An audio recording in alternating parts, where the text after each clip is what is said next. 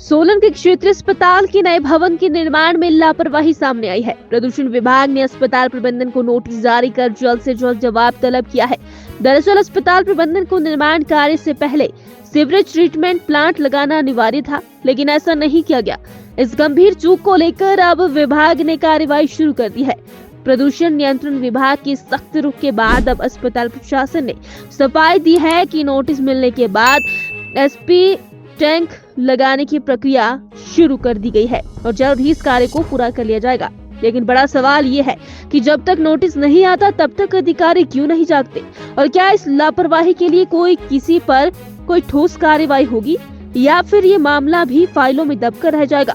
अब सवाल ये उठता है कि अगर एसटीपी टैंक की स्थापना अनिवार्य थी तो इसकी निगरानी और क्रियान्वयन की जिम्मेदारी किसकी थी? क्या अस्पताल प्रशासन को इस बात की जानकारी नहीं थी या फिर ये जानबूझकर की गई लापरवाही थी?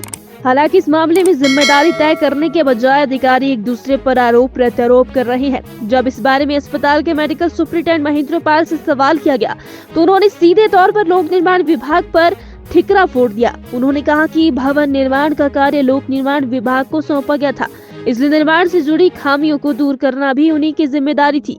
एमएस ने ये दावा किया है कि स्वास्थ्य विभाग को इन टेक्निकल चीजों की अधिक जानकारी नहीं थी।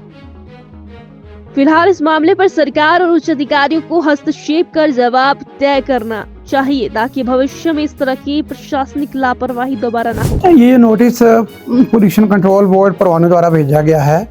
इसमें है कि कंसेंट टू एस्टेब्लिशमेंट के लिए कंसेंट टू एस्टेब्लिश जो मतलब हॉस्पिटल की बिल्डिंग का काम शुरू किया है, उससे पहले परमिशन लेनी जरूरी थी, जो कि सीवरेज ट्रीटमेंट प्लांट और ईटीपी प्लांट जो मतलब एफ्लुएंट ट्रीटमेंट प्लांट।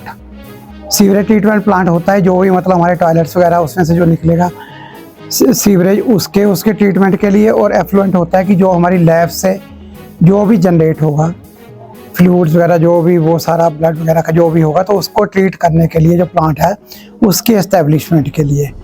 लेकिन उस टाइम जो था ये सारा जो एग्जीक्यूटिव एजेंसी थी उधर से पीडब्ल्यूडी वगैरह से सारा होके होना चाहिए था, क्योंकि जो हेल्थ वाले हैं ये तो कोई टेक्निकल आदमी नहीं है, तो इसलिए हमारे को इतना इसका आइडिया नहीं था कि मतलब ये परमिशन भी लेनी ज़रूरी थी। और नंबर 2 कि जैसे 20,000 स्क्वायर मीटर से कम एरिया हो तो उसमें परमिशन लेने के लिए ज़रूरत नहीं होती, अप्लाई करना पड़ता है। तो वो फिर हम दोबारा से रिवाइज मैप करके सारा करके जो भी काम कमियां थी वो वाली पूरी करके अब दोबारा से अप्लाई कर रहे हैं, और जल्दी हम इसकी फ़ीस भी जमा कर देंगे और सारा हमने मैप वगैरह अपलोड कर दिया है एप्लीकेशन पे। और भी जो कमियां थी वो वाली सारी पूरी करके कंप्लीट कर रहे हैं, और 20,000 स्क्वायर मीटर से कम एरिया है तो इसलिए इसके लिए परमिशन लेने की ज़रूरत नहीं। लेकिन फिर भी जो भी मतलब इसके लिए ज़रूरत होगा उनके सहयोग की या जो भी वो गाइडलाइंस देंगे उस हिसाब से हम चलेंगे और सारा के सारा ठीक करेंगे। अभी तक जो इसका बजट सैंक्शन हुआ था मतलब वो 90 लाख का था, उसमें से 48 लाख अभी तक खर्च हो चुके हैं पीडब्ल्यूडी का जो यूटिलाइजेशन सर्टिफिकेट है उसके हिसाब से, कि 90 करोड़ रुपए की लागत से ये बनना है। उसमें से 48 करोड़ रुपए खर्च हो चुके हैं और 14 करोड़ रुपए और बजट में आ गए हैं। इसका निर्माण कार्य अगले साल के एंड तक होने की पूरी संभावना है।